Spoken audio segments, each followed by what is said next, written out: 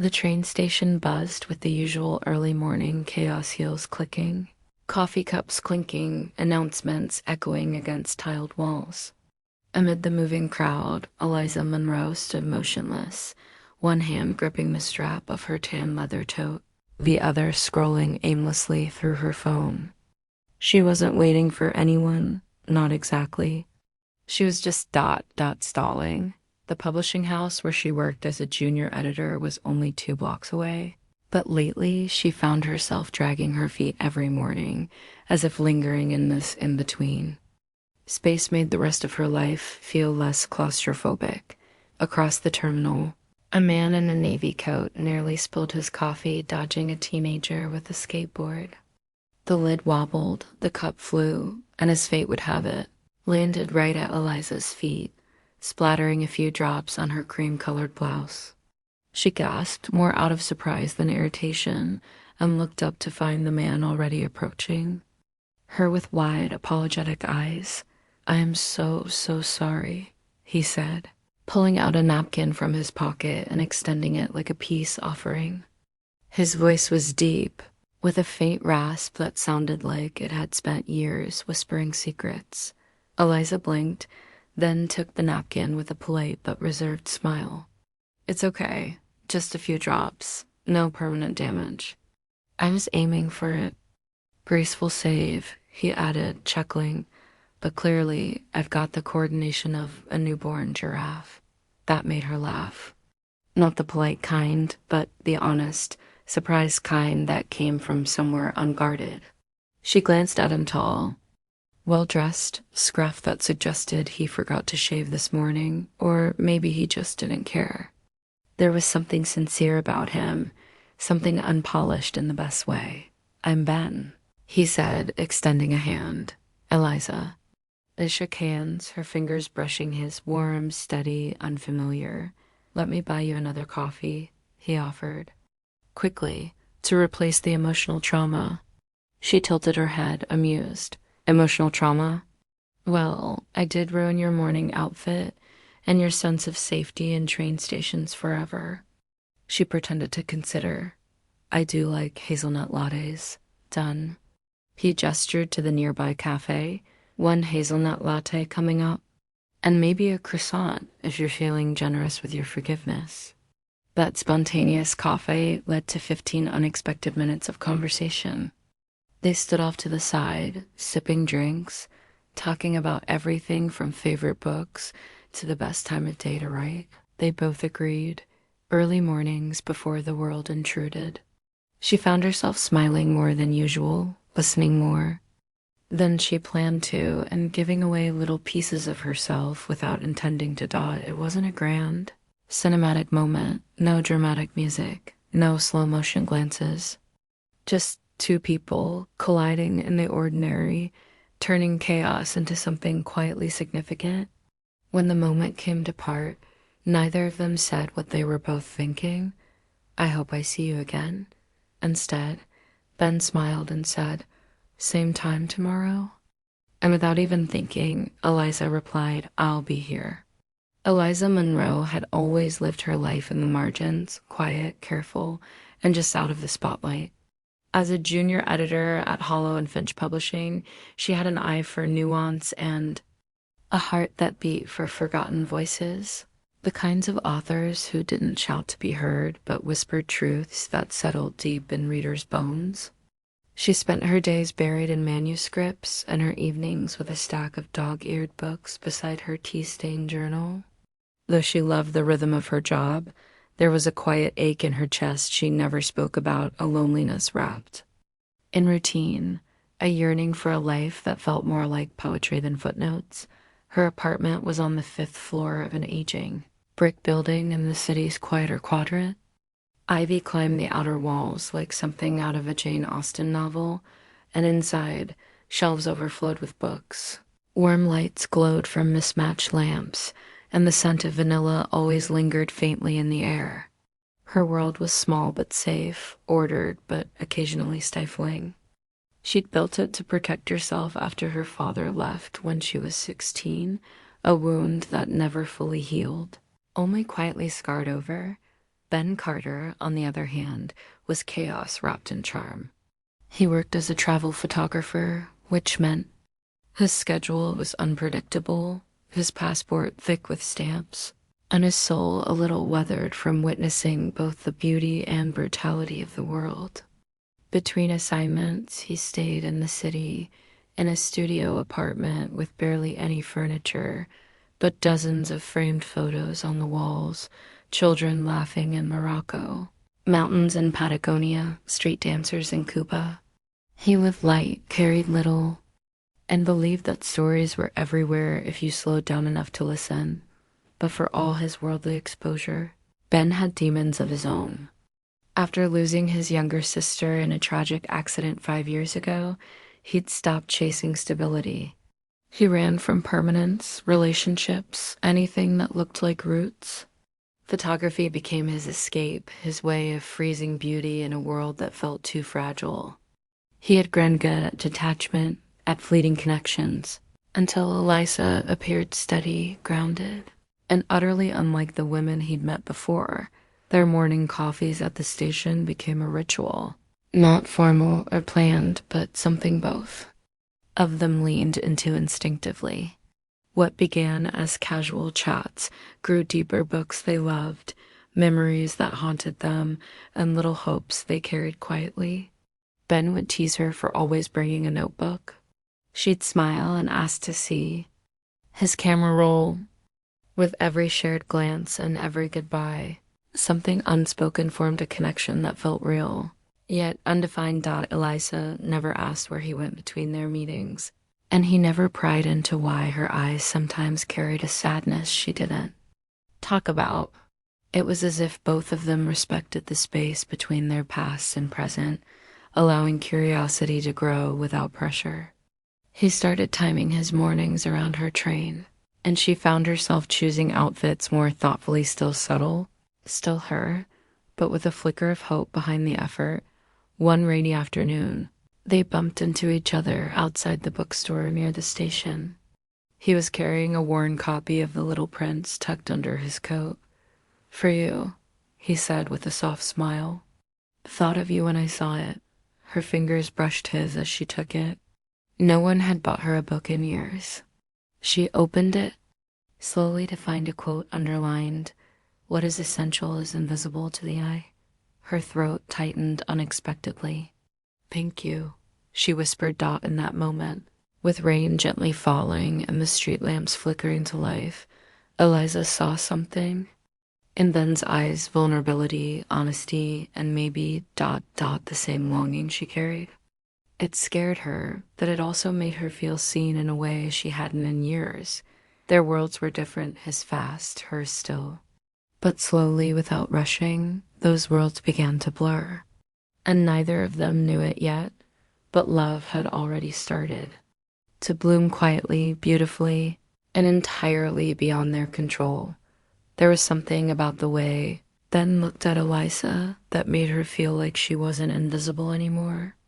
It was in the little moments, when he remembered her favorite kind of tea without asking, or how he noticed she always paused before crossing the street like she was waiting for something unknown.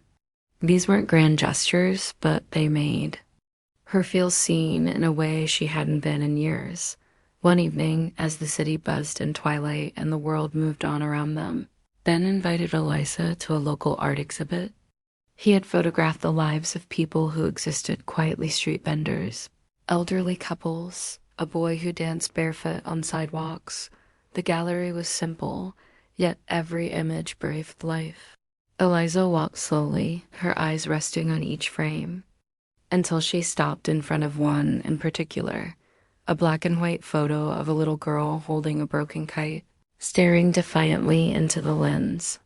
"She looks like she's waiting for someone to come back," Eliza whispered, almost to herself. Ben didn't answer immediately. He stepped closer, his presence warm beside her. "She reminded me of you," he said quietly. That moment changed something between them. From then on, their days were no longer separate chapters. They began to intertwine. Ben would wait outside her office with 2 coffees in hand, pretending he just happened to be there. Eliza, usually guarded and reserved, began to laugh more an unfiltered, unpracticed sound that surprised even her.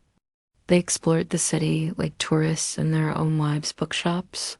Late-night poetry readings, abandoned train stations turned into CAFEQS. But the most intimate moment came not during a grand event, but on a quiet Thursday evening they had. Cooked dinner together, though. Cooked might have been generous considering the burnt pasta and a sauce that tasted suspiciously like ketchup. Eliza had laughed until her stomach hurt. She ended up on the floor, wiping tears of laughter from her eyes, and Ben had joined her, their backs against the kitchen cabinet, knees brushing.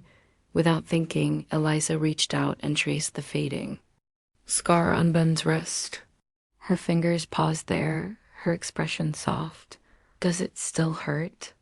she asked. "Not anymore," he answered, his voice low. "Not since you started showing up." The silence that followed wasn't awkward. It was full. Full of things neither of them had the courage to say aloud. Yet in that moment, something unspoken passed between them, stronger than any confession. She leaned her head on his shoulder, and he let her stay there for a long time. Just as everything between Eliza and Ben had begun to feel steady, life reminded them that love rarely moves in a straight line. It started with a phone call. Late one night, Eliza's younger sister, Claire, had collapsed from exhaustion at work. Eliza rushed to the hospital, her heart pounding, guilt settling deep in her bones. She had been so wrapped in this new world with Ben that she hadn't noticed the signs. Claire had stopped texting regularly. Her voice on calls sounded thinner, wearier. Ben offered to come with her, but Eliza declined. Not because she didn't want him there, but because she didn't know how to let him see that side of her life yet. The part where she wasn't composed or quietly elegant, but chaotic, overwhelmed, and responsible for too much. So she went. Alone. Days passed. Ben called, texted, left voicemails, but Eliza responded only with short, careful replies. "Everything's okay," she wrote. "I just need some time." What she didn't say was how the past had caught up with her. The weight of being the eldest, the protector, the fixer roles she had carried since their parents died in a car accident a decade ago came crashing down again. She felt like she was slipping into old patterns, the ones where she gave until there was nothing left for herself. Ben, on the other hand, stood at the edge of uncertainty. He didn't want to push her, but the distance felt colder this time. He feared he had misread everything, that perhaps what they had shared was just a fleeting connection, one she didn't need anymore. His past made him cautious. He'd been abandoned before by people who couldn't choose him when things got complicated. When Eliza finally returned, she was quiet. She carried exhaustion in her shoulders and hesitation in her eyes. Ben waited for her outside her building like he used to, holding her favorite coffee. She stopped in front of him, unsure of what to say. "I wasn't trying to disappear," she murmured. "I know," he said. "But it still felt like you did." That simple truth struck something in her. She wanted to explain, to unload the entire story of her sister, her guilt, her fear of dragging him into her tangled life. But the words stayed caught in her throat. Instead, she offered a small, broken apology, and Ben only nodded, his face unreadable. They walked in silence that day, side by side, but with miles between them. The air between them stayed different. After that night, polite, cautious, and layered with things left unsaid. Eliza hated it. She hated that she didn't know how to bridge the space she had created. Ben had always made things feel easy, natural. But now, every word felt measured, and every silence felt louder than before. One late afternoon, a few weeks later, Eliza found herself wandering into the park where they'd first bumped into each other. The trees had started turning, leaves rustling with the early signs of fall. The place felt haunted by memories, Ben laughing, his fingers brushing hers as they reached for the same book. The way he looked at her like she was something rare. Sat on their bench and stared at nothing until her vision blurred. And then quietly, like he'd been called there by something deeper than coincidence, Ben appeared. He didn't speak at first, just walked over and sat beside her. For a long moment, there was only wind between them. I thought you might be. Here, he said softly. Eliza turned to him, eyes glistening. I didn't mean to shut you out. I didn't know how to let someone stay when everything in me was screaming to handle it alone. Ben looked down, his hands clasped together. You don't have to protect me from your mess, Eliza. I don't want the edited version of you. I want the version who cries when she's scared, who loves too hard, who carries too much. That's the you I'm falling for. Her breath caught. Falling? He looked at her then fully, openly. I think I already have. Tears spilled over before she could stop them. No one had ever seen her in the middle of her storm and wanted to stay. No one had ever said they loved not just the light in her, but the shadows too. I'm scared, she whispered. He reached for her hand, warm and steady. So am I, but I'm not going anywhere. In that moment, something in her finally loosened. Not everything was fixed. Her life was still full of complications, but for the first time, she didn't feel like she had to face them alone.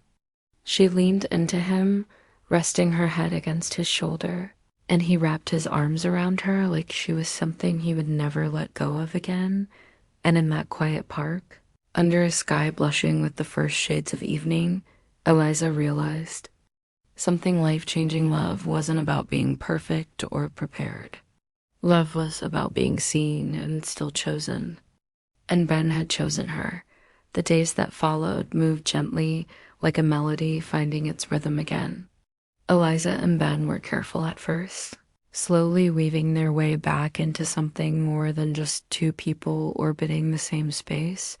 But this time, there was no pretending. The walls had come down. What remained between them was raw, real, and deeply vulnerable. One crisp November morning, as golden leaves blanketed the sidewalk and the chill in the air hinted at winter's approach, Eliza received a call she had been dreading. Her father had collapsed. The hospital was hours away, and the panic in her chest gripped tighter than she could handle. She didn't even have to call Ben. The moment she showed up at his door, breathless and trembling, he was already packing a bag. No questions.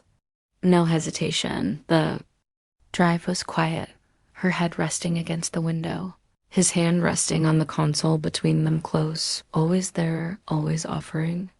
She didn't know what she'd find at the hospital or what she'd say to a man who'd left bruises on her childhood. But knowing Ben was there, that changed everything. At the hospital, reality hit like a wave. Her father was unconscious but stable. The nurse spoke gently, but Eliza barely heard. It was Ben who studied her, who kept her from breaking into pieces on the sterile white floor. Later, she sat by the bedside, watching the man who had been both her father and her fear. Her thoughts were a whirlwind: pain, guilt, confusion, love in its most complicated form. And then she felt him bend kneel beside her, taking her hand in his. You don't have to forgive him tonight, Ben said, voice barely above a whisper. But if you ever decide to, it doesn't mean you're weak. It means you're free. Tears welled in her eyes, not just because of her father, but because of the man beside her, this man who loved without conditions, who waited without pushing, who stood beside her in the darkest places without trying to fix her, only to hold her while she healed. That night, back at the small motel nearby, Eliza broke down.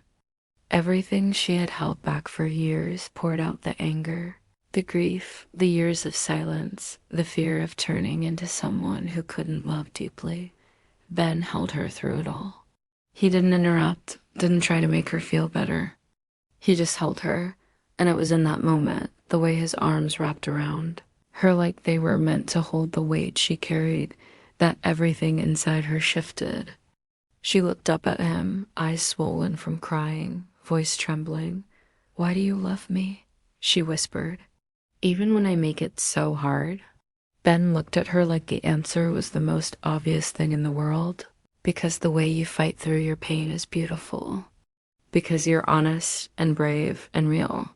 Because every time you think you're falling apart, you don't see how you're actually becoming whole. And because ... I've never held anyone and felt home until I held you." She broke the knot, in grief, but in awe of him, of love, of finally understanding what it meant to be fully seen. She kissed him. Not like in the movies, soft or timed to music, but with all the messiances and emotion and hope of someone who had just realized she was worth loving. And when he kissed her back, slow and sure, she knew this wasn't a moment. It was a beginning. Months had passed since that night in the motel room, the night everything changed between them. Winter had come and gone, blanketing the town in quiet snow, and then melting into the soft promise of spring. Life didn't become perfect, but for the first time, it felt real, balanced, and deeply shared. Eliza's father eventually recovered, and while the road to healing that relationship was long and filled with hesitations, it had begun. Not with grand apologies or dramatic reconciliations, but with small acknowledgements, coffee shared without anger, a birthday call that ended in laughter, a letter he wrote her one evening when words spoken were still too heavy. And she accepted it not because it erased the past, but because it honored the future she wanted to choose. Ben remained her constant. He never tried to lead her healing. Instead, he walked beside her, sometimes quietly, sometimes with steady encouragement. He reminded her that strength didn't come from pretending she was fine, but from showing up with her truth, even when it shook Dot by spring. Eliza had reopened her studio downtown, this time with a little reading nook tucked in. One corner filled with poetry and journals for anyone who walked in needing quiet or comfort.